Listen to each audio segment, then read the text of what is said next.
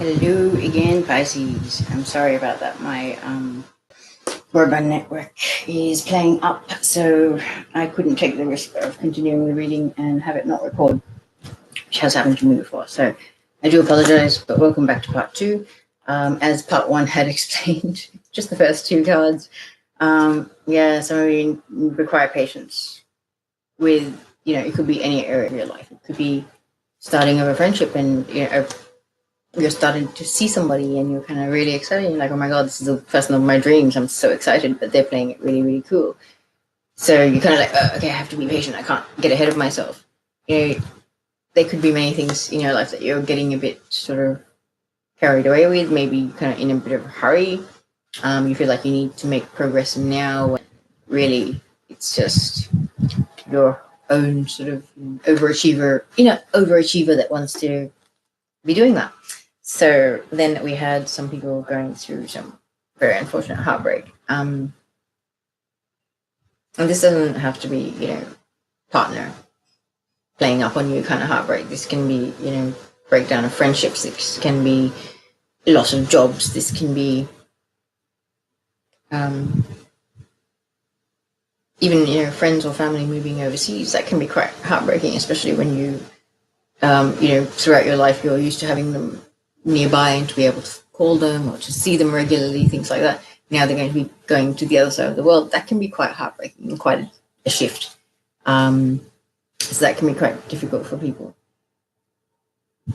But also, like, when you look at it this way, there is an underlying thing of, like, nobody's life is perfect. Nobody's life is ever, unicorns and sunshine and stardust kind of stuff.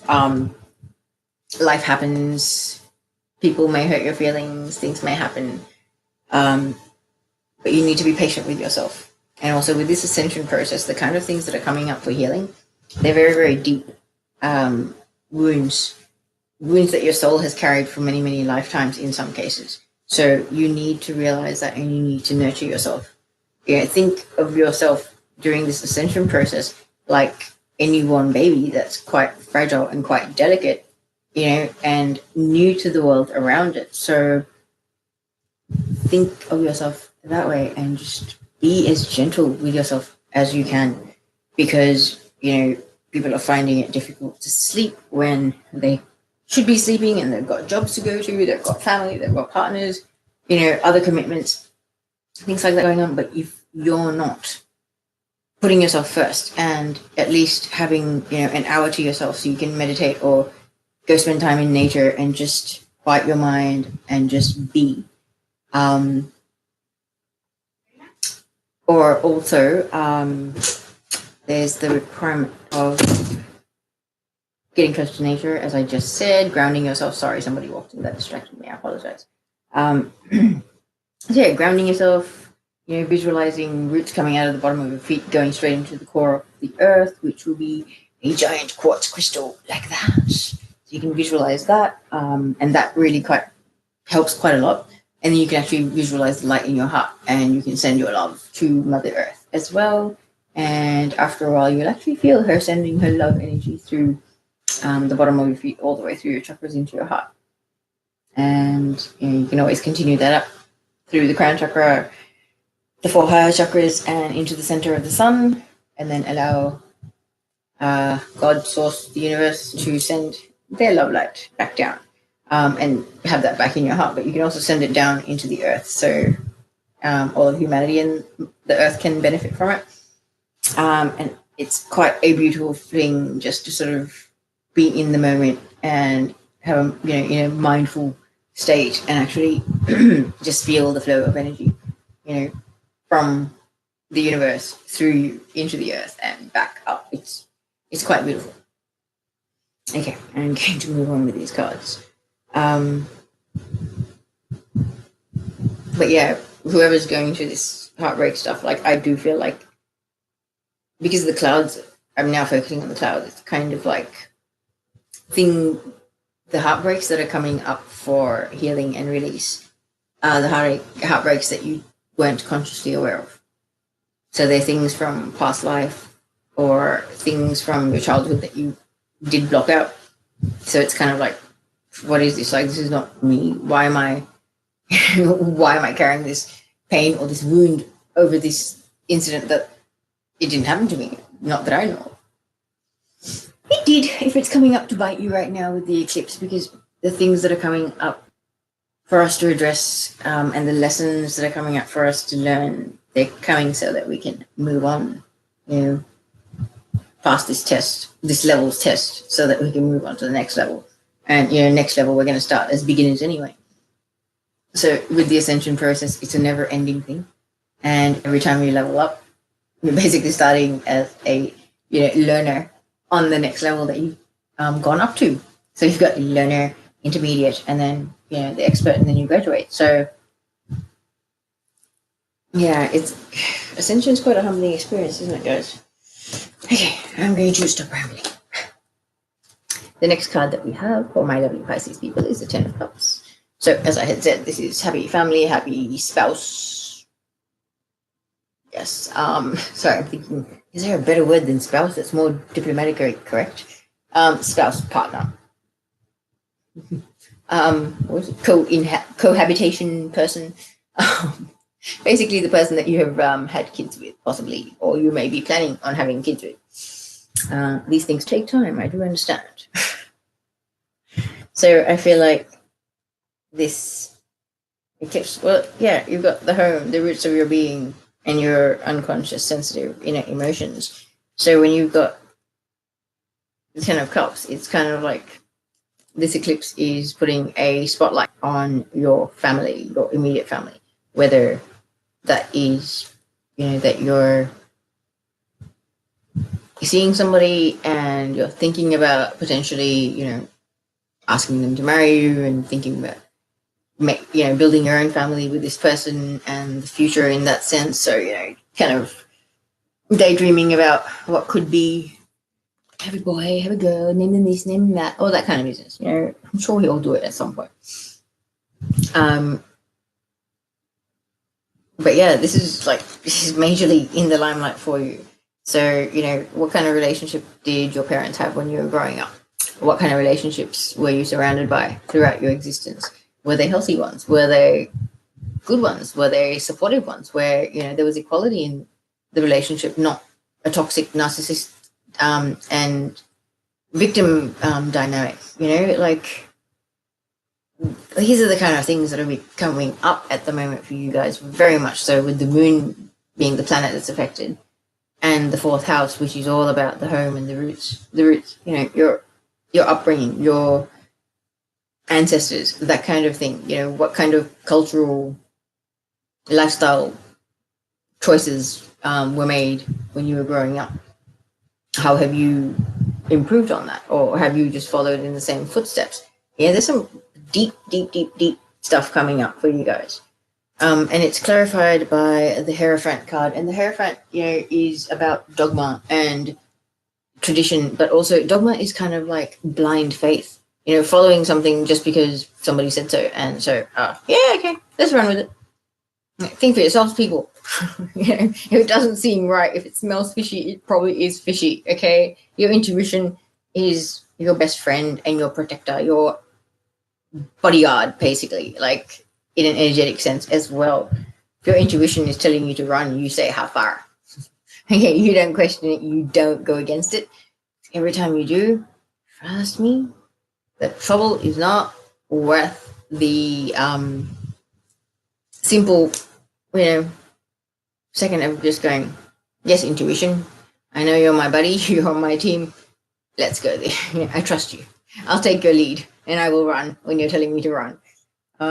And yeah, trust me, I'm just thinking of a couple of times when I haven't listened to my intuition and how much of a disaster has come about from that. And it's just like, whoa.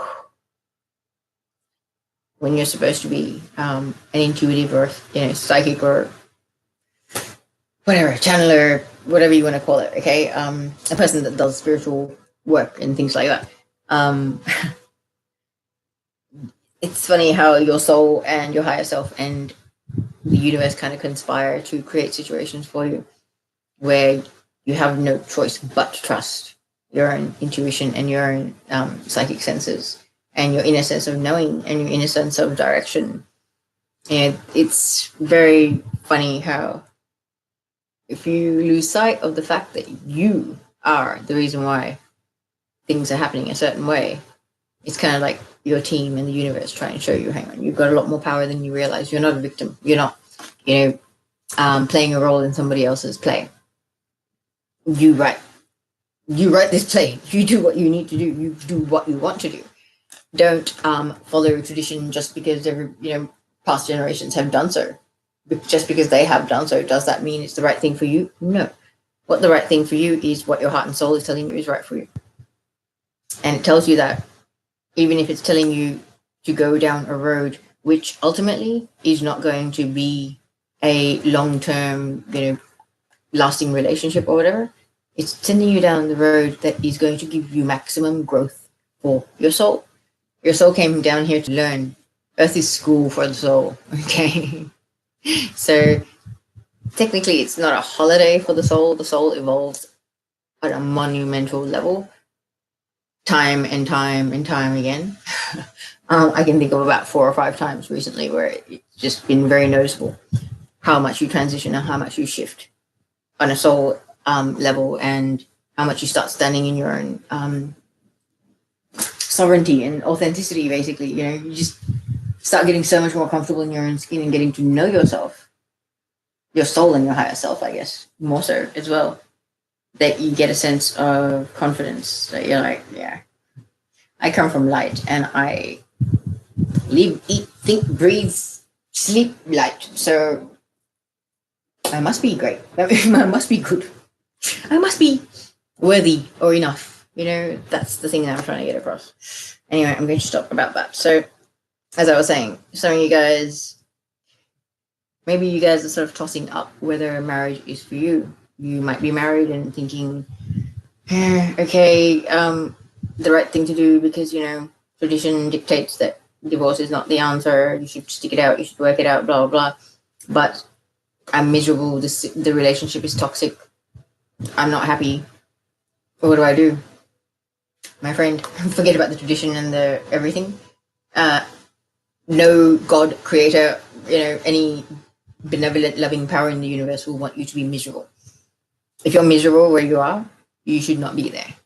You should only be in places and surrounding yourself with people that are actually going to nourish your soul and help your soul to evolve and grow. Okay, so toxic scenarios, no. And regardless of whatever certificates or whatever vows, anything that might be keeping you there, I feel like this is, for some people, it's kind of like, well, hang on, I'm not happy, but I can't do it. Like, I can't walk away because it's kind of like that piece of paper, that church, I'm kind of, everybody expects me to stick it out, even if it's the last thing that I want to do. Like, I'm just miserable and it's sucking the life out of my soul. I'm bored. What do I do? You do what makes you happy. This is a kind of emotional fulfillment, whether there's a partner and kids and home and all that crap or not. Nine of Cups is one away from this. So Nine of Cups is the person that's single and content. So this is just with another person. So if it doesn't work out with that person, you learnt lessons, you grew, you evolved. You had lessons in love of all different kinds, especially when a relationship breaks down. It's kind of the not so fun lessons in love come up. But they make us stronger. They mold us into who we're meant to be. They make us so much more resilient and capable of so much deeper love. Emotional pain just strengthens and fortifies the soul. Anyway, so yeah, as I was saying, some of you, traditions holding you there, or you'll feel like some dogma, tradition, expectations, what's it going to look like, all that kind of crap is holding you somewhere that you're not happy. For others of you, you want this and you feel like, okay, maybe marriage is the only way to have that. But this could also be you kind of sitting there and challenging that. Okay, you can have that, but without that piece of paper, without spending thousands of dollars and inviting a whole bunch of people to come around and eat and get drunk and make a mess. Sorry, I did it once. Expensive, crazy, yeah, like, I don't know. If you really like want to get married, go sign some paperwork and have a nice meal with your close family and friends. You don't have to have this big fuss hoo-ha if you're going to get married. Like, there's no rule book in the world to say how you need to live your life, and that includes whether you are going to get married, whether if you get married you're going to make a big fuss about it or not. Some people have tons and tons of friends and they want to share it and shout it to the rooftops, all of that, and they have the funds to back it. So, that's fantastic for them, but that is not for everybody. Okay, a lot of us have seen marriages that have lasted, but they've been so destructive and so toxic throughout our childhoods, and as we've grown up as well, like friends, family, whatever. And you're kind of like, is it really all it's cracked up to be? Like, all these people are married, but they're at each other's throats, and life is pretty dull and whatever. Like, there's some crappy relationships out there, and I've seen some appalling ones in my time. But also with ascension, you realize what codependency is, you realize what toxic behavior is, and things like that. And trust me, prior to ascension, I was guilty of many of those ridiculous behaviors, and self-pity, big time. So this is what I'm saying. Like, yes, you're ascending, maybe your perspective's shifting. You can quite happily be completely committed and completely loyal to a person without that piece of paper. I'm just going to leave it at that, because I think that's just about it. It's kind of like either you guys are staying somewhere you're not wanting to, or some of you are thinking about, what's the significance, what's the value, what does it really mean to me? Does it carry any weight for me? Does it have any significance? Or is it just something that's kind of trivial and, okay, well, if, my future partner wants to do that, then great, I will. But it's not something that's, up on my priority list. But also, some of you could also be thinking about proposing to somebody or thinking about getting married. With some of the energies I've picked up with this eclipse, there's a lot going on. So divine counterpart unions, all of that happening. It's all in the air at the moment, guys. Okay, so moving on. We also have the King of Cups. So an emotional person, very emotional man. However, he knows how to, balance his heart and his mind and make a head over heart decision if he needs to. But he's also quite the expert at detaching emotionally. So he can rise above his emotions so much that he's a little too detached. And he kind of looks bored and he's looking off into the distance. So, it's kind of, I'm so unimpressed, like, next. Like, one of those people that nothing could excite them. They're kind of a little bit over it as well. Like, that can be the sort of extreme aspect of it.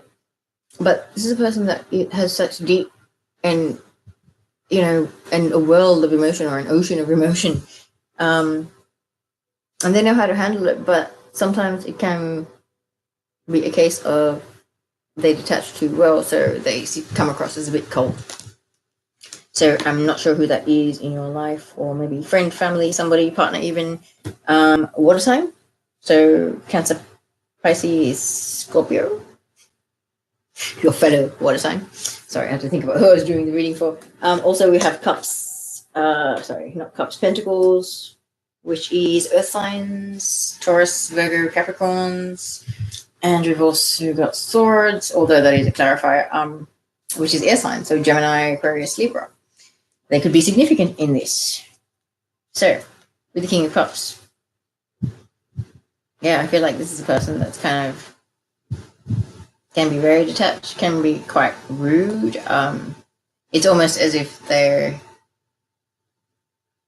lack the ability to sort of consider up other people's emotions. So, lacking in emotional intelligence or self-awareness kind of thing. They can come across as, or they can be, a little self-involved and oblivious to the emotions or the energies that are sort of being expressed by the individuals in their space. I'm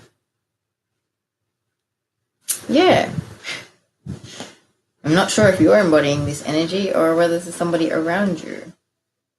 I feel like if there's somebody around you, they'd be rubbing you up the wrong way and triggering the crap out of you.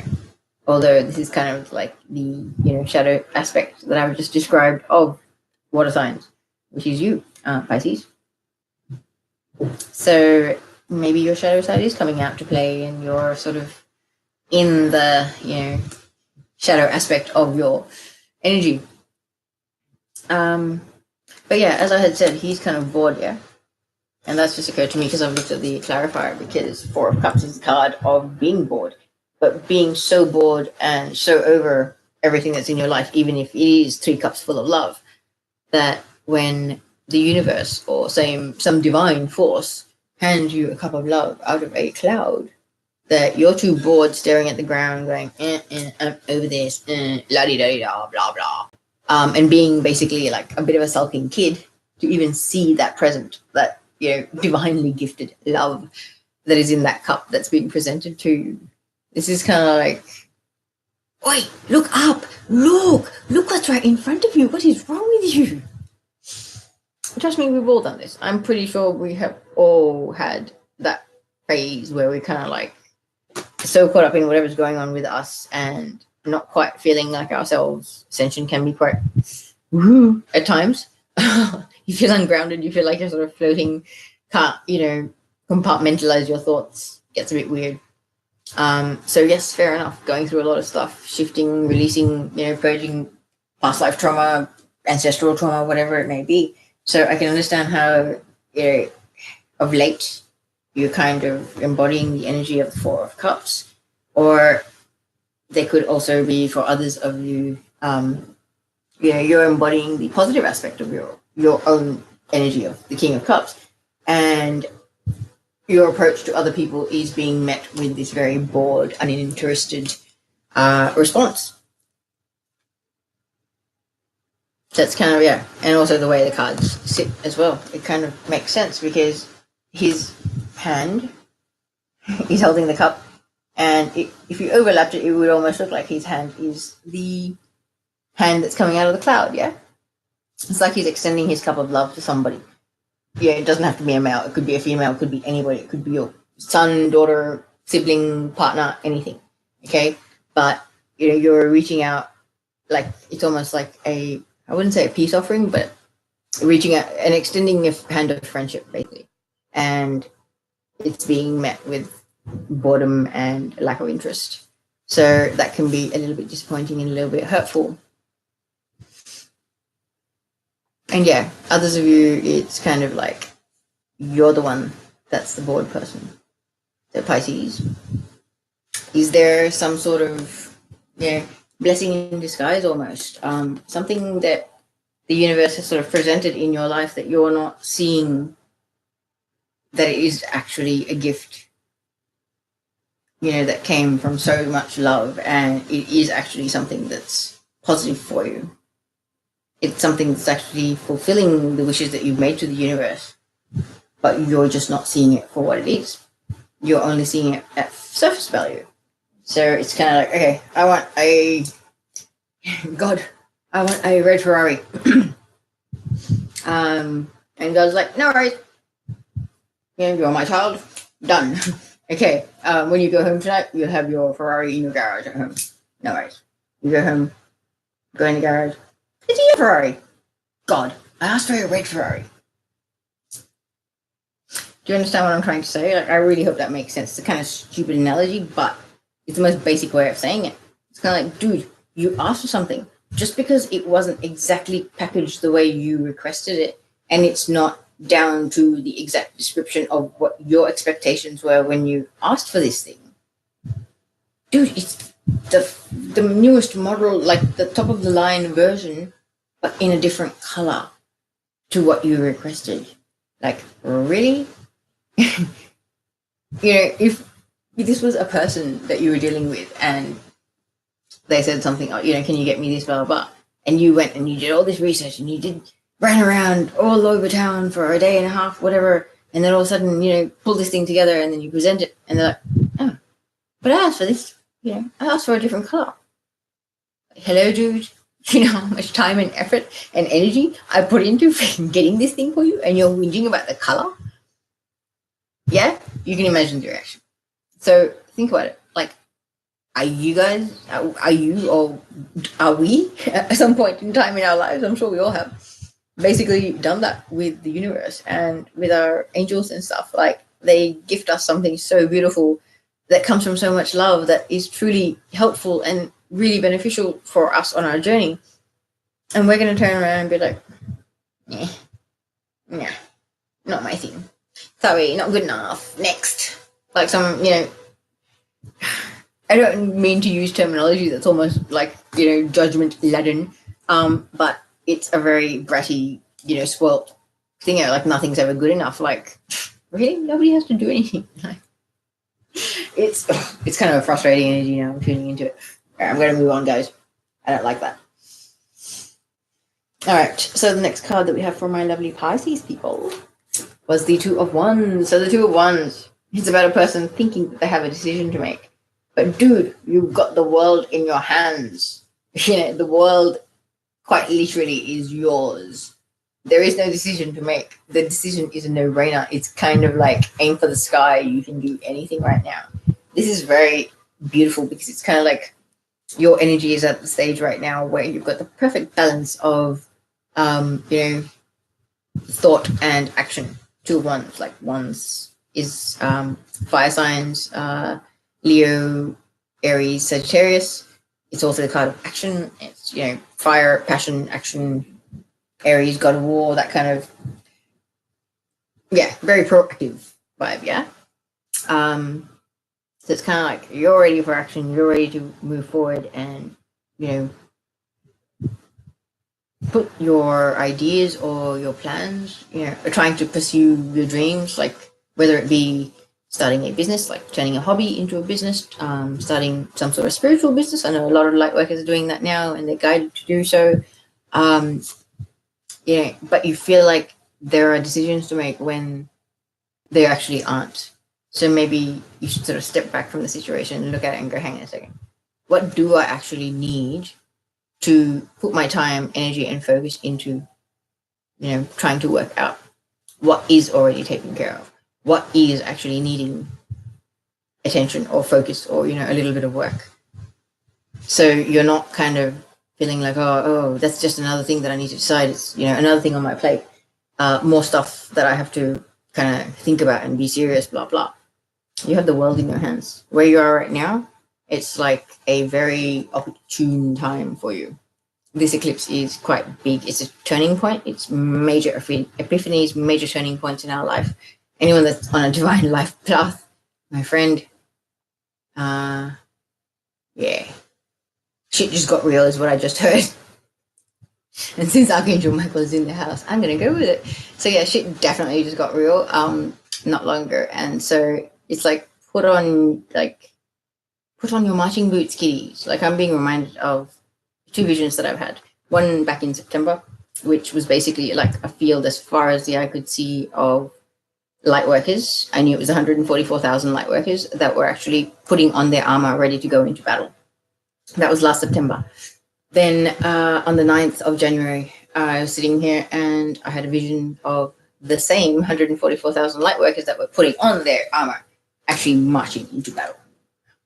And that was like, my solar plexus were like almost like trembling when I saw that, because that was like, shit just got real, Wayne. Like, this is energetically, like, as above, so below. We've already marched off to battle. So it's only a matter of time before that sort of energy of us actually being in battle. Like, okay, battle's probably the wrong word, but, taking action, stepping into our service, contracts, mission, whatever you want to call it, or whatever things, soul gifts that your soul came here with that are actually part of your life purpose and your mission to serve humanity. Whether it be animals, humans, earth, whatever the case may be, it doesn't matter. Probably all of them. Knowing most of the light workers that I know, it's all of them, basically. Because we honor life. We know it comes from one source. We are all connected. We understand unity consciousness, all of that. So of course it probably is to do with everything that, sets your heart on fire and makes you want to do something, makes you want to make a difference. Anything that puts that much of a fire in you that makes you want to make a difference, it's got to be your life purpose to some extent. You're going to at least have to be sticking your toe in that pool and feeling like you're making your contribution for your own soul's satisfaction as well. Not because, I've confirmed it was a contract, so okay, I'm going to have to deliver on it. No, because you're drawn to it, because just that energy of the situation or the plight of whatever, animals or humans, whatever, really bothers you to an extent where you really want to, quite literally, like Superman, like fly in and rescue them from that scenario and shelter them or shield them from the pain that they're experiencing. That's the stuff. That is it. So if I feel like, okay, it's got to be a reason why I've ranted on about that. I feel like some of you are trying to work out where to go. Like you feel like you need to change in direction. You know you have a higher divine purpose for being here. And you're overthinking where to go. You're quite literally overthinking where to go because you've got the answer in your hands. You've got the world in your hands, remember? So, in your hands, in your heart. Your heart is the portal to your communication with God, the universe, source, prime creator, whatever you call him, her. Okay? You can communicate with angels when your heart chakra is open. You just need to learn how to quiet your mind and tune into the responses, because the responses will not necessarily be in spoken words. They might be in images. They might be in sights, smells, sounds. Maybe it'll be a memory from your childhood or something. It might be a moment that you were just completely, in the most blissed out moment as a child. And you're shown that, and you might be shown that because it's like your team's way of telling you that, hey, we've always been here. Remember that moment of love? That was us. You were lapping up and like swimming in a cloud of love that we were putting around you because we were here. Yeah, I've had some really beautiful moments like that where it's kind of like, oh my God, my angels were there in that moment. That is a crack up, like so cool. It's like having lifelong friends that you didn't realize were a part of every second of your day and every part of your life. And then just going, oh my God, you guys have been like there. There's like blurry vision. You can't see them properly, They've been there with you the whole time.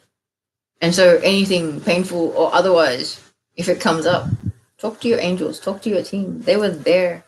They were, holding your hand. They were wiping your tears. They were there with you when you went through everything in your life. They know what you've experienced. They know you've got this.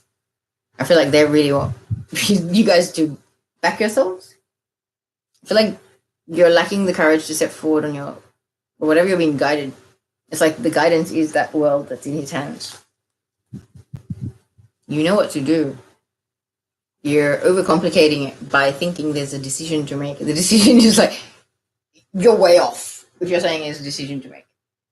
What you know and you can feel, and I know I can feel it right now in my solar plexus. That's why I'm saying I can feel this, whoever this is for.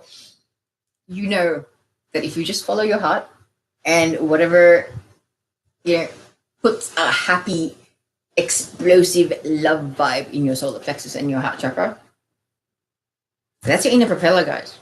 That's the stuff you follow. That's just chasing your bliss. That is quite literally fulfilling the purpose of being here. We were given a physical body and a physical experience so we could enjoy it. So, eat ice cream, run around in the rain, go swim in the ocean. All of those things. Go skydiving. Do all the things that are basically enjoying every little minuscule aspect of being human and in a human form. We're quite basically angelic beings that have come down here to have a physical incarnation and hang out in this very cool playground, I have to say. And it's going to get more cool because a lot of us now are starting to work out exactly how much we create this playground ourselves. And things are going to get more fun because this playground is going to become so much more high vibe. It's going to get so much more positive. It's going to get so much more, in keeping with the highest good of all. Like, things that are going to happen that are going to be manifested, it's going to be for the greatest good of all. Not just because one person wants it and they're going to benefit and stuff everybody else. Ooh, no. Those days are so over. And it's a really beautiful thing. Wow, this reading's going to get long, guys. I'm sorry. Okay, so some of you guys, you have the Judgment card. Judgment card is about epiphanies. It's about second chances. It's about realizations. Yeah, traditionally this card is about Judgment Day, as it says in the Bible, when the angel blows their trumpet and all the dead people rise from their graves, and God decides whether they're going to heaven or to the opposite location. Okay, which on Ascension you'll learn that it's not quite the way people have made it out to be over the years. However, getting back to the point, the Judgment card is about like major turning points, big decisions, like taking your destiny in both hands and running with it. Like all of a sudden you've got the courage to do it. It's and fire energy is very courageous, very risk taking, very will put them out there.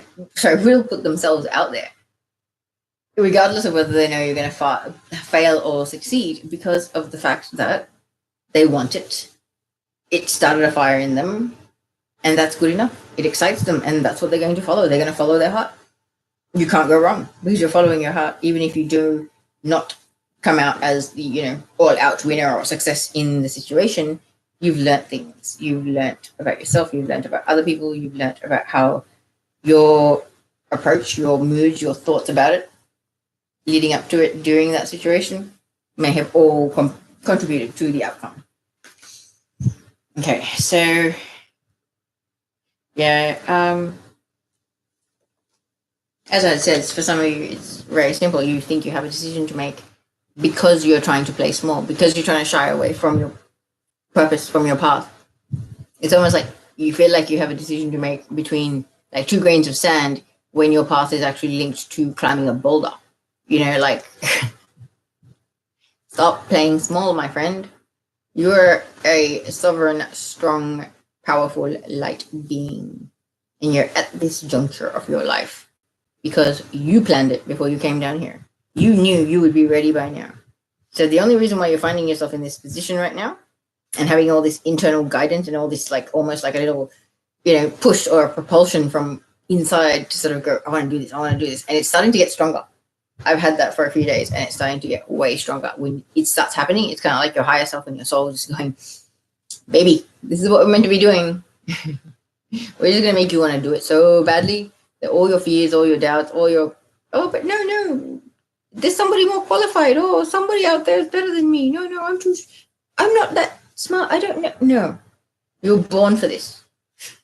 Don't doubt that. Okay? Because this is the thing. It's kind of like, for some of you, you're having that doubt, but this eclipse is also going to make you kind of click and realize. You're going to have an epiphany, a realization. You could have a dream. You could have some sort of a little experience with your guardian angel or, your star family or galactic family, ascended masters, archangels, ancestors, whatever. We have a massive team that's always around us. Just because we can't see them doesn't mean they're not there. And our psychic senses are cranking up. They're being activated. Crown chakras are activated. It is a time of major connection and major communication if you're open to it. And if you're in the right state of mind and frequency for it as well. So guys, like, this is a beautiful time for you guys, Pisces. Like, I know you guys are very intuitive signs. Water is quite intuitive as it is. But like, whatever this represents, this situation, this is like your destiny is unfolding. You feel like you have to make a decision, but that feeling, the decision that you have to make, you're weighing up the wrong things. The thing that you should be thinking about, and the one and only option really that you have, is the thing that your heart and your soul is telling you that's in your hand. You're like, I'm just going to ignore this and go, oh, these 2 poles, I have to decide between them. Yeah, or don't worry about this thing in my hand. You can't see it. No, it's not here, really, truly. It's kind of like, I know it sounds a bit stupid, but I'm sure you get what I mean. It's kind of like, no, I'm just going to play dumb and hope nobody notices that I'm going to put this world behind me and, act like, oh, it's this pole and this pole. They're the things I have to decide between. No, I don't have the whole world in my hand. No, I'm not that good. Back yourself, guys. Self-love, self-respect, self-worth. We need to work on all of that. And I think you guys are kind of, this eclipse is, this eclipse. Okay, that's what I'm trying to say. This eclipse is flicking a switch in you, my friends, and you are like rising from the dead. Like, this is Pisces version 3.0 coming to life. I feel that way. And it's kind of like whatever you pussyfooting around you were doing prior to this eclipse. Eclipse is kind of like, 48-hour period, but the energies pretty much linger for about 3 days to 4 weeks. 3 days through to 2 weeks. Yeah, and some people that are extremely sensitive to energy will feel it for the entire 2 weeks afterwards. It's 9 p.m. on the 21st in Sydney at the moment. And I'm still copying the energy. And we didn't even get to see the eclipse, but I've been feeling the energy for ages. Okay, so divine intervention is here, guys. And I feel like this for you, Pisces, is basically you're pussyfooting around. You're not stepping up to the plate. You know you're ready. Your soul knows you're ready. Inside you, you know you're ready. You're allowing your ego and your fear of failure and your fear of judgment to keep you back and try and pussyfoot around and avoid going for it, basically. So this epiphany, this lightning bolt moment that is going to kick in, whether it be in the form of a dream, whether it be, a visit / conversation with one of your guides, I feel like it's going to be something that you cannot miss. And it's kind of like, well, when your guides try and give you signs and stuff like that, sometimes I've said to them, like, I'm quite oblivious. Like, you could put something right under my nose and I'll be like, and not even know it's there. Like, I'm quite vague sometimes like that. So I always say to them, make it so that it's as subtle as a sledgehammer. I cannot miss it. There's no way in hell. And if I do, by any chance, miss it, if I don't hear it or notice it, repeat it until I get it. And like, just keep saying it until I hear you. And they do, quite literally. So it's kind of like your team going, okay, yeah, we gave you a chance to do your thing. Now we're going to play you like an instrument and make sure that you step up and you do things, because they know what makes you tick. They know what kind of a heart and soul you have. They know the energies that you inspire emotion from your soul. They know the things that really get you fired up and, get that desire to make a difference, that desire to contribute, that desire to heal humanity, to bring love to the earth more so. And it's like, look at the world around you right now. Anyone on the ascension path, anybody that's a light worker that's done any healing, that's exactly what you want to do. So it's kind of like, you've come so far, you've healed, you've done all this stuff, but you're too, doubtful or fearful to step forward. This eclipse is kind of like, you just stand there. That's okay, darling. We know you're scared to step through this doorway. That's okay. You stay there. It's all right. We love you. You just hang there. It's okay. And then somehow, like, you're standing on a mat or something, and they work out a way of like wiggling it so that they actually slide you through that door. It's quite literally like that. It's like, yeah, you might be scared of it. Yeah, okay, you relax. Okay, you just have a nap. You wake up from your nap and you're gone through that door. Like, you step through that door and now you're on your destined path, basically. I almost feel, and not to say that, your team of angels and guides are going to trick you or things like that, but they know how strong you are, how capable you are, and how definitely ready you are for your path. And it's kind of like, well, you left them no choice, like, you agreed, you promised that you would do this stuff. You have written out your own schedule. Now you're about to stuff up your own schedule that your own soul wrote out. They made a deal with you. You asked them to help you stay on track. This is their job that they're doing. So don't feel like, I got tricked. I wasn't ready to step up and they made me. No, you're ready to step up. You just don't realize it. Your 3D programmed, fear-controlled mind doesn't realize how infinitely capable and how much full of potential your soul is. And your higher self is pretty much stepping into you. So, my friend, it's kind of like this eclipse, you are taking stock of who you are, where you came from, what made you who you are. Weeding out what your own sort of vibe is like. Yeah. Do you believe in marriage? Do you believe in whatever? Do you believe in, all these things? It's kind of like all your life you get sort of programmed by other people's standards, other people's things. You get to a certain point in your life where you step back and go, hang on, no. But what about me? Me as just me. Not me, someone's son. Not me, someone's daughter or sister or whatever. Me as me. What do I think? What do I want? It's kind of a interesting point to be in your life. Been there, and it's kind of weird.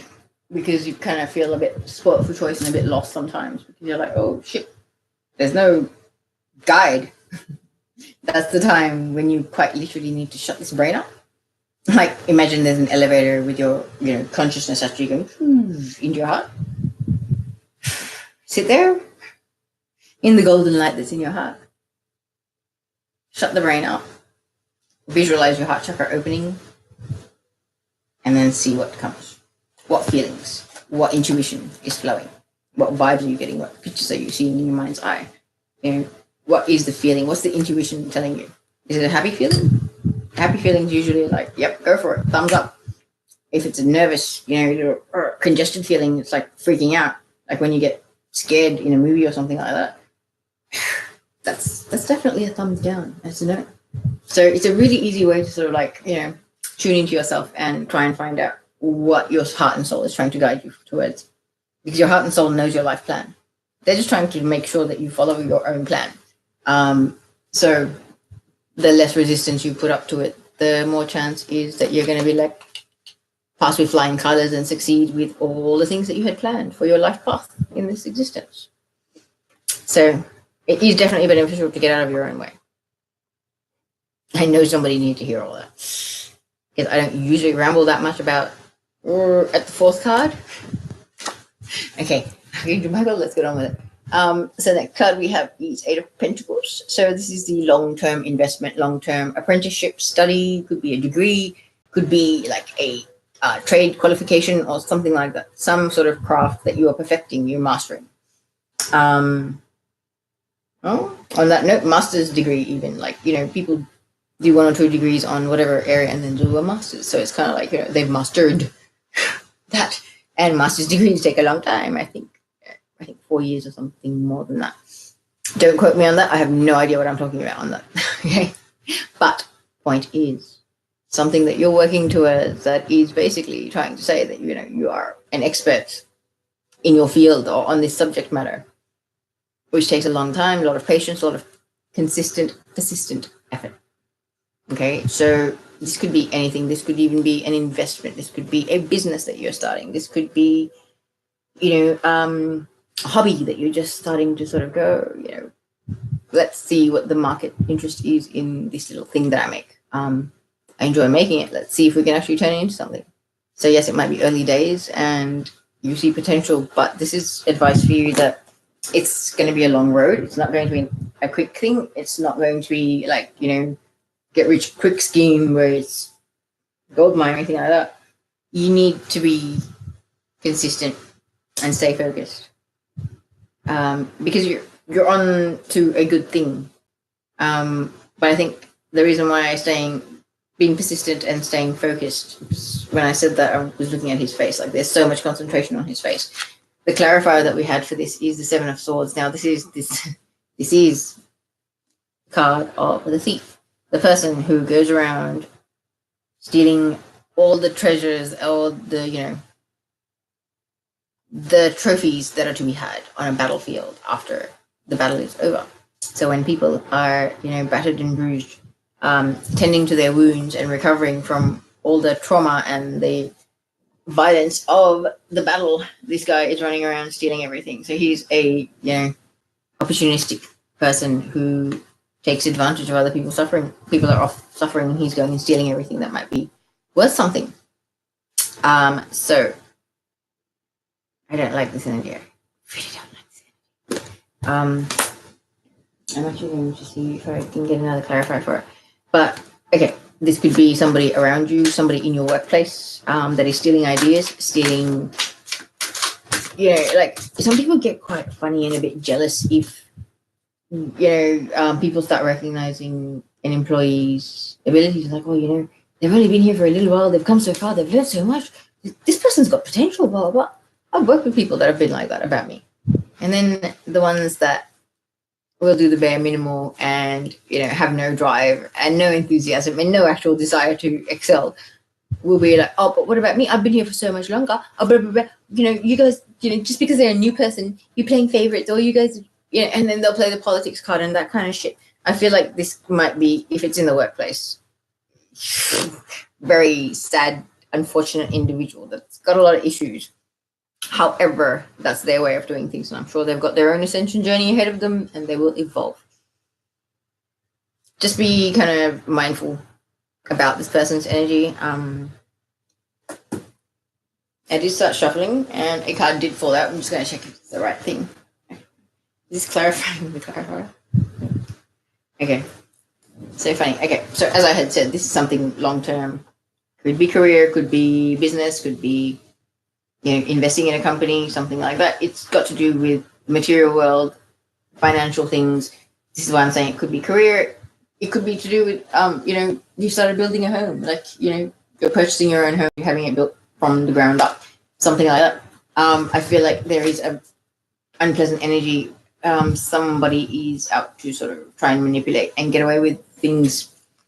This may not be a person that's, doing anything or accomplished anything or stolen anything as such. However, it's kind of their sneaky energy where they'll be looking for any opportunity possible to be able to get away with something. It's like, oh, can I steal a stapler? Why not? Dude, what do you need a stapler for? Like that kind of an energy. It's just like, it's there. Nobody's looking. Yeah. It's really unfortunate, but there are people that have like actual psychological issues that make them do things like that. So, just because a person's like that doesn't mean they're a complete write-off. It might require some investigation. I don't feel like this is anything too dramatic. Like, it's not like they're stealing thousands and thousands of dollars or anything like that. I just feel like it's kind of like petty stuff as well. But 7, number of evolution. 8, number of abundance. So you've got the 8, 7, spiritual growth. You got to hit rock bottom before you can go back up again, and you become a better version of yourself than you were prior. So this could be a person that's on the verge of hitting rock bottom, and so they're possibly at their worst at the moment. So just be possibly a bit more aware of your surroundings and mindful. They could be an air sign, Libra, Gemini, Aquarius, but also I did pull that other clarifier. So we've got the 7 of Wands. So 7 of Wands is about standing your ground, knowing how hard you work to get where you are. So I feel like this is in the workplace, and I feel like somebody is trying to take credit for your work or steal, like that saying, steal your thunder. Like if people are singing your praises, they'll be the first person to say, oh, no, they're not. Like, to basically, if somebody's saying, oh, you're a great employee, you've got potential, you're an asset to have around, this is the person that will go out of their way and want to break that down and be like, no, they're not such a great person. And that whole defamation, the bitchiness, like gossiping, it's an ugly, ugly energy. And I really hope that you manage to stay away from it. But remember one thing, where you are, your position, whether it be in the workplace, whether it be with your friends, whatever, your status or your position or whatever, however you are treated, and the energy with which people greet you and sort of send towards you or like project towards you is because of the foundation of the friendship or the relationship that you've had with these people over time. So if another person comes in and all of a sudden it's like, oh, how come so-and-so doesn't talk to me the way they talk to you? We've been friends for like however many years. We've known each other for that long. We've worked together. We, blah, blah. But whatever, okay? Friendships happen. You may have had a friend that every time that you needed to, go to some sort of if you had an accident, you had to go to the hospital or something like that, this is the person that's always there. The person that's always ready, to come to your rescue no matter what. There's, so much foundation to the thing. You guys could tell each other your deepest secrets and things like that. And then somebody new comes, but why can't I have a relationship with a person like that? You haven't built it. You haven't established that foundation. So, yeah, I feel like in the workplace, there's a person, like, you do work hard. You are worth every cent that you were freaking paid. And people know that. But somebody wants to steal your thunder, so you must stand your ground and be aware that, you being successful, unfortunately, it's unfortunate in this world, there are people that are quite negative and hateful, and they just don't seem to be able to be happy for another individual. And misery loves company. So if they're not happy, they don't want others to be happy because they'll feel isolated. and it's really sad, and it's a very unevolved thing, a very unevolved approach, especially when you start on your ascension. It becomes harder to sort of understand why people are like that. It was hard even before I started waking up to understand why people are like that. And now it's even harder. But please do stand your ground. Whatever the situation is, know how far you've come. Know your worth. Know that you are here for a much higher purpose. Okay? I'm going to move on to the 6th card. We're only halfway through, guys. Okay. We've got the 9 of Cups. The 9 of Cups is about a deep, heartfelt wish being granted. But this deep, heartfelt wish being granted is in a blessing in disguise kind of format, where there is a tower moment where quite literally out of nowhere lightning, metaphorical lightning, strikes and destroys the relationships, friendships, whatever ships, career ships, family ships, partnerships, marriage ships, boyfriend, girlfriend ships, whatever was not on solid foundations, on foundations that would be nourishing and bringing growth and evolution to your soul. Like I was saying earlier, anything that does not nourish your soul and make you grow does not belong in your life. When it's lost that aspect or that ability to bring growth and positivity to your life, it is past its due date and it's time for it to exit your life.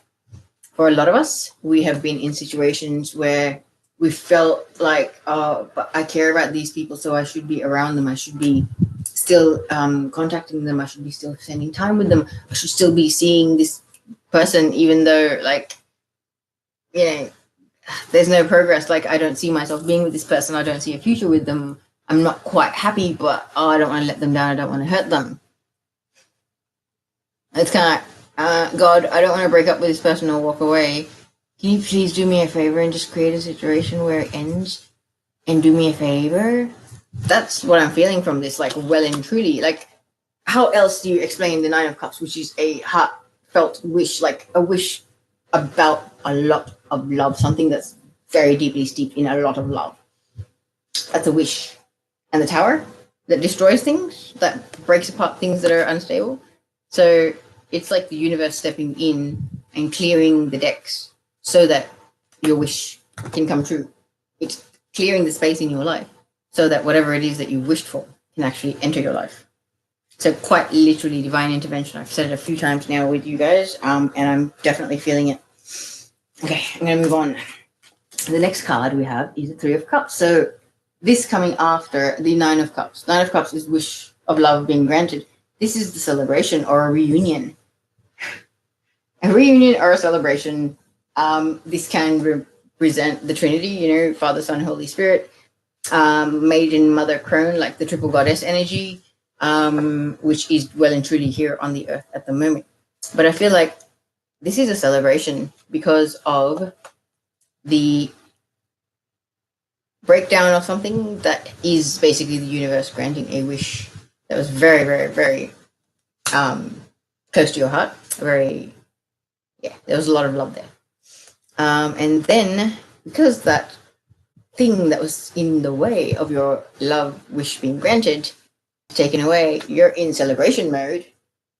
And now you or another person around you or involved in this scenario is feeling divinely guided to speak a lot of truth. There's a lot of truth and a lot of clarity that is coming with this. Okay, so this reunion could lead to a very overdue and very heartfelt conversation between two people where there may have been conflicts, there may have been drama. I'm getting very much a twin flame reunion vibe here because totally understandable. 9 of Cups, karmic relationship ends, clears the decks for your twin flame to be able to return to your life. Now the decks are clear, you reach out, make contact, you have your reunion, everybody's happy, feeling good. When you have your reunion, you get an opportunity to come clean and bare your heart and soul to your twin, and vice versa. Takes two to tango, yeah? Ace of Swords, divinely gifted, divinely guided, divinely inspired.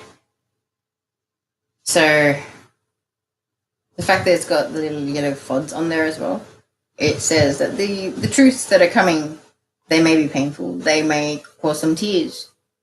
They may require you to step away from the person who's delivering these truths and process that information so that you get time to sort of sit with how you feel about it or what you think about it. Because I feel like, especially if it's twin flames coming back into union, there could be things that you, even your wildest imaginations could never have prepared you for that you're going to find out. And you really need to sort of take time to go within yourself and make peace with it and work out whether, okay, fine, is this a complete deal breaker? Does this mean that I'm never going to have this individual in my life? Or is it something that, okay, yeah, I might need a bit of time to heal. Maybe I need some more questions answered, whatever. But yeah, I can work through this. You know, it's, yeah, especially the Ace of Swords with the Three of Cups. Like, I don't get much else from that, really. That's a very definite thing. I feel like there's definitely twin flames that I'm reading for in this. All right, I'm going to move on. So we've got the Four of Pentacles, the lack mentality. You know, oh, I have, you know, enough money to be quite comfortably seated here and holding a big fat coin in front of me. However, I'm going to act like I've got nothing and I'm going to freak out about spending a single cent because I'm going to be like, oh no, but where am I going to get more money from? I don't know if I'm going to have any more money. Oh, I don't know if I can survive. I don't know if I can afford to eat, blah, blah, blah. Guys, laws of attraction, manifestation, this is the worst thing you can do. If you need money in your life, to act like this, like you don't have enough, like you're going to run out and then you're not going to have any coming in. The worst thing you can do. Take care of your needs. Get the things you need. And tell the universe, hey, I know you're providing for my needs because it's my God-given birthright.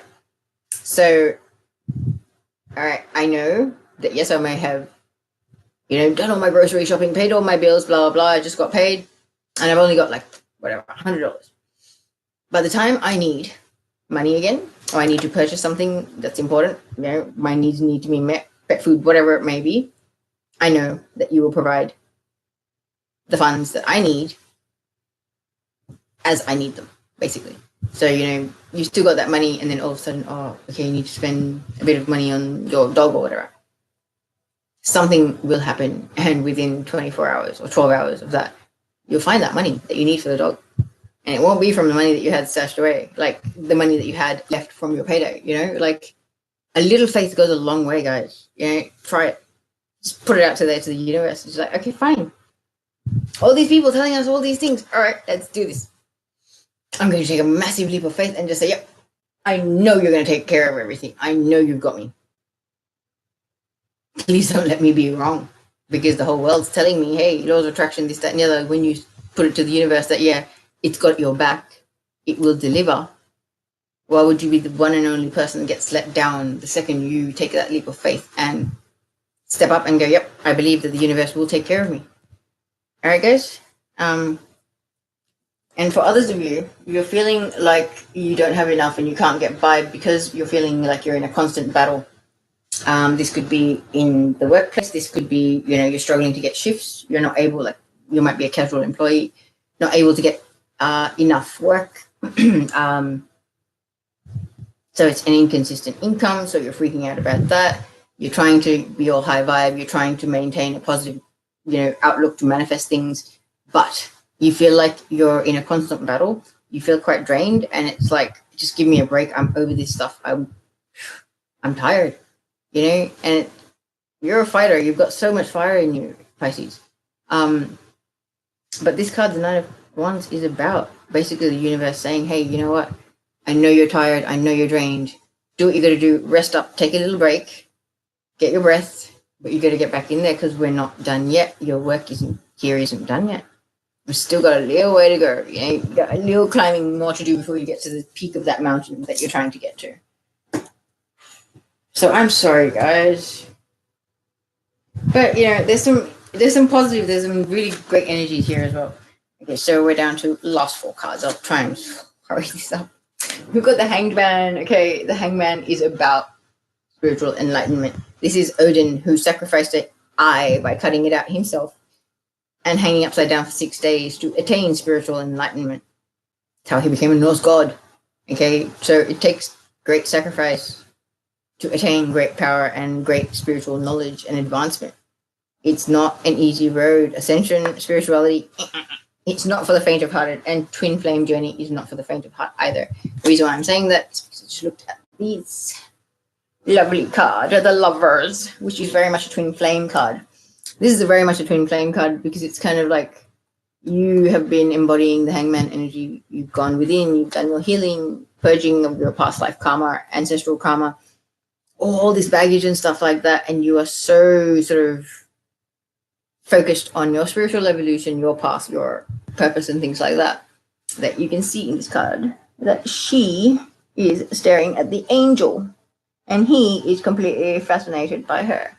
So it's kind of like twin flames when the divine feminine has buried herself in her spiritual work and just, decided to become a one-woman empire in whatever way, shape, or form that she can do that, and started to, work on herself and just be the queen that she is.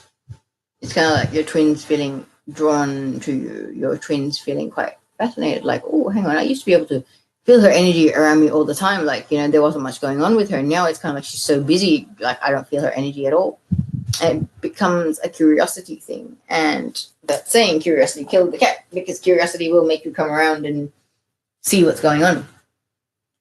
So I feel like your own progress, your own leveling up, your inner work, all of it is really piqued your twins' curiosity, and it's because of your devotion to your path, like your commitment to it. Twin or no twin, you've maintained your path. You've consistently been doing your work. You've been working to that goal. Whether your twin shows up or not, doesn't matter. You're still doing what you're meant to do. You're not going to fail. You're not going to, leave bits out of your life path or contract that you came down here with. You're not. You're very, it's awesome. You've got a fantastic energy, my dear. Okay, moving on to the next card. We have the Judgment card, accompanied by the Seven of Pentacles. Okay, so I feel like this is in regards to your twin flame. The Judgment, that decision, that second chance, realization, for those of you who have met your twin and are in physical distance, not talking, whatever, I feel like it's inevitable for them to actually have that epiphany, that moment, that realization where they're like, oh my God, my path is destined to try intertwine back with my twin. It is where I'm meant to go. It is where I'm meant to be. However, that is the ego, pride, a few other things, 3D programming, interference, all of it. There's a lot of things that could be causing delays in that. So I feel like this is Archangel Michael and the universe trying to say to you, twin flame union is inevitable. It is inevitable because it is vital to the tipping point of the energy so that the shift or the event can actually happen. The physical manifestation of it has to happen. That cannot happen without twin flames coming into union and creating that third energy, which is of extremely high vibrational energy, probably something that most of us haven't really experienced much of ourselves, okay? But we're going to be making that with our twin around. That's the thing we need to realize. This could be playing out, between now and up to like 2 to 5 years, really. And I know some of you will be wanting to punch me in the head when I'm saying that, because you're like, I've been away from my twin for that long. You think I'm going to be able to hang out for that much longer? Guess what, guys? Seven of Pentacles. This is not me talking. I'm just the messenger. I'm letting you know what the cards are saying. Your second chance, your epiphany, that turning point where your twin wakes up to themselves and is like, shit, what did I do? I need to be with him or her. I was wrong. You got to do it. It's going to take time, though. You got the Seven of Pentacles. When that comes out, it's just like, oh, Lord. How they say, free will can change anything. There are certain destined events, but free will takes priority. So if a soul has planned to do certain things, there's always a plan B, C, D, because free will means that they may not follow exactly what was to the T. This is why we're never actually on the wrong path, because everything has been planned out. Every possible eventuality has been planned out and accounted for and accommodated for. Okay, so yeah, you're never setting one foot wrong, even if your free will has made you not take that first opportunity to make, step in this direction. You step forward a little bit instead of taking a turn. That's fine. After the second step on this forward step, you'll actually start doing that turn again. Same situations will come back around for you to have the opportunity to make your choices to go the right way. So you're never doing anything wrong. You're never in the wrong place. You're never, missing an opportunity. You're never not fulfilling your agreement or your part of the deal. Okay?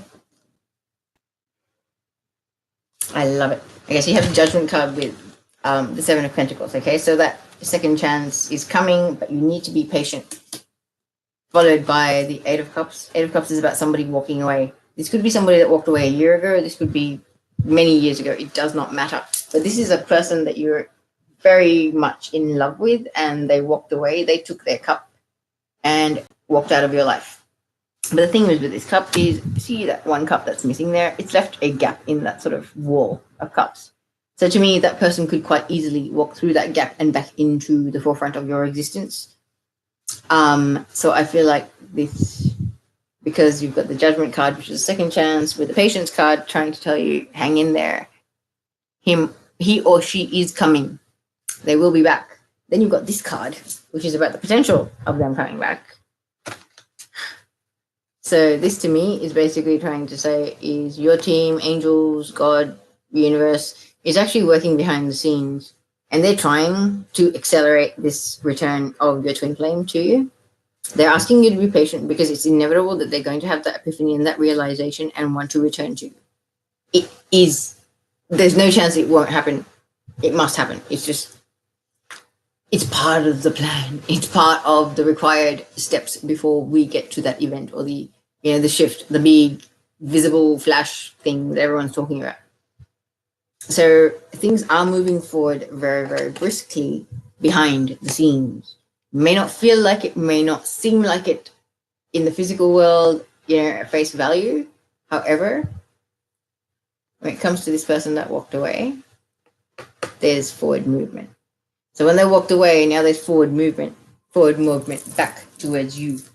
Okay? Especially when you've got it with like the Hangman and the Lovers, it's kind of like you focused on your ascension and it just, where's she gone? She's not focusing on me. She's not obsessing about me. Shit, I can't feel her energy. Okay, I want to know now. They can't feel your energy. They feel compelled to kind of tune into your energy now. So on an astral plane or in fourth and fifth dimension, your twin's kind of like, where is she? Like, what made her lose interest? No, she can't lose interest. What? Now it's shoes on the other foot. He wants to know what's going on with you. He or she, sorry. They're kind of like, yeah, why is she not obsessing about me? Why can't I feel her energy? All right, now finally down to the last card, guys. I'm sorry, these readings have taken ages, but it is like a 2-week reading, and the energies are intense, and the amount of soapboxing or preaching that I've done in this reading, I don't think I've done in many.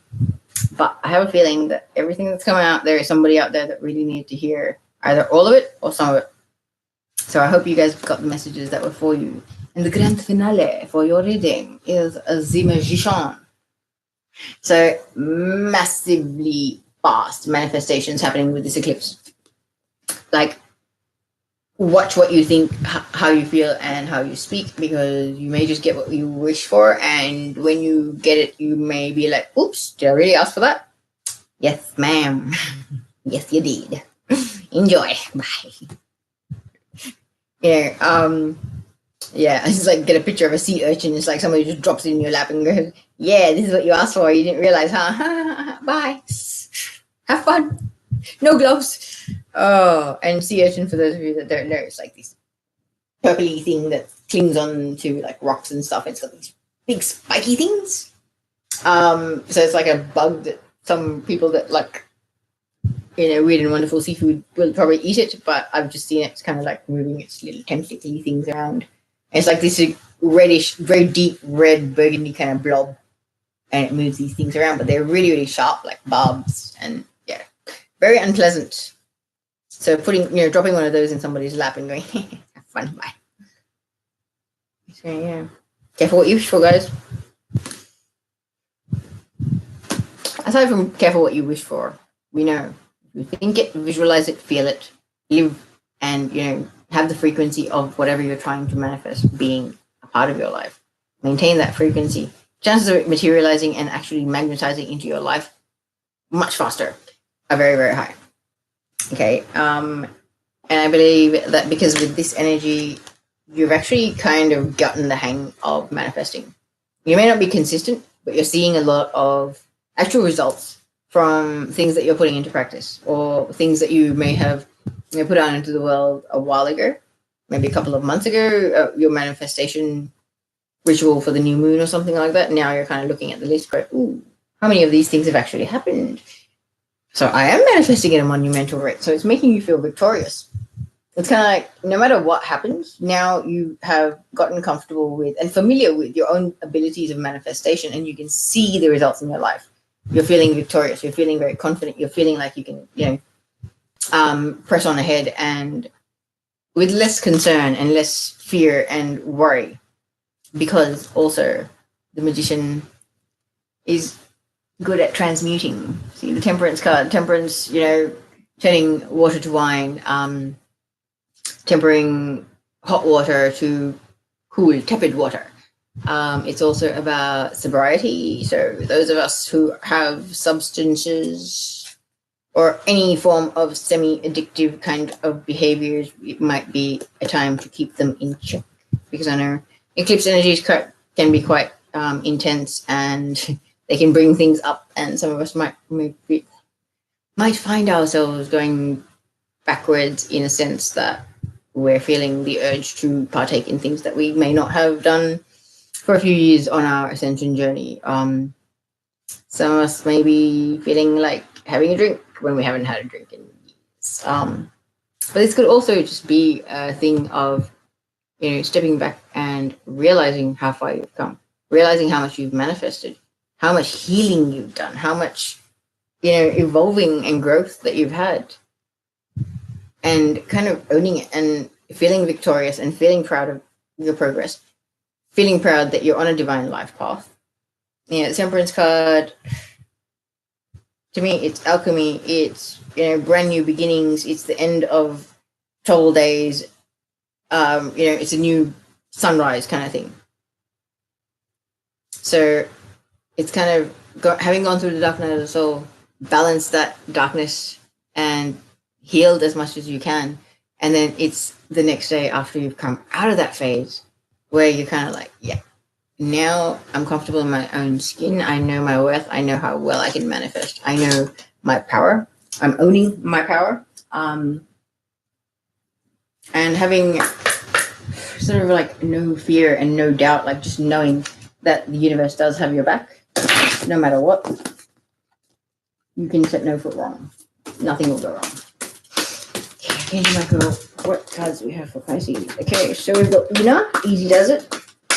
Says there's no need to hurry or force things to happen. Everything is occurring in perfect timing. Very nice.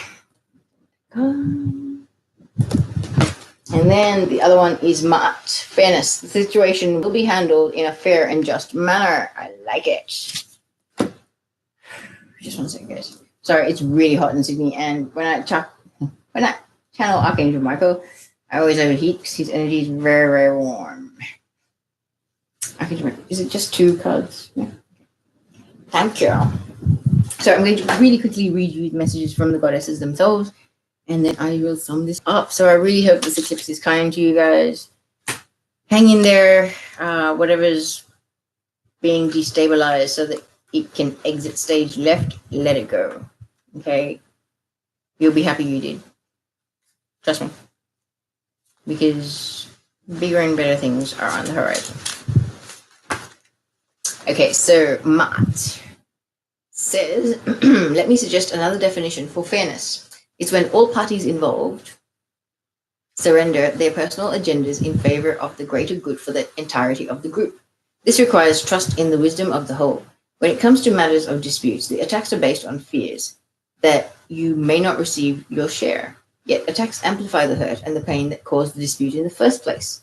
Why not surrender your attachment to a specific outcome and instead direct your holy will towards the resolution of the argument? Hold a firm vision of a peaceful outcome and let the pieces fall into place in a harmonious manner. Very nice.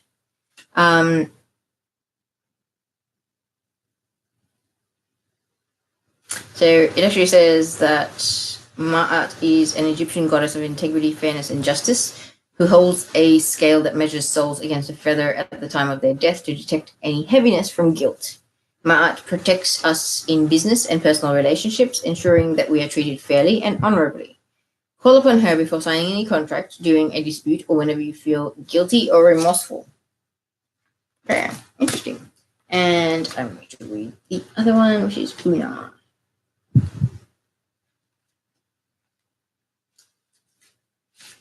Okay, so it says easy does it. There's no need to hurry. Things will happen. Everything is occurring in perfect timing, so divine timing. So a message from Una is nurturing a cause or a relationship is a long-term commitment and one that can't be rushed. This level of devotion comes from a place of deep loving and concern. I care what happens to my planet and to my loved ones so much that I'm willing to stick with them through thick and thin. This isn't always easy, but to me, it's the only way to ensure that matters are resolved and healed. I listen to the passionate stirrings of my heart. I reach out and take action to let my loved ones know that I deeply care about them. I take action to spur on my pet causes. Never mind what other people think. You will benefit carrying through with your priorities. You'll feel so good about yourself if you make time for the relationship and projects that truly count in your heart. So do what's important to you and do it with absolute devotion. But remember that there's no competition for your true life's purpose. So there's no need to worry, hurry, or feel that you have to force things to happen.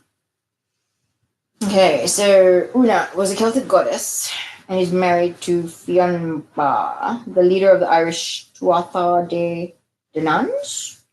Excuse my pronunciation, guys. Una and her clan were some of the original inhabitants of Ireland.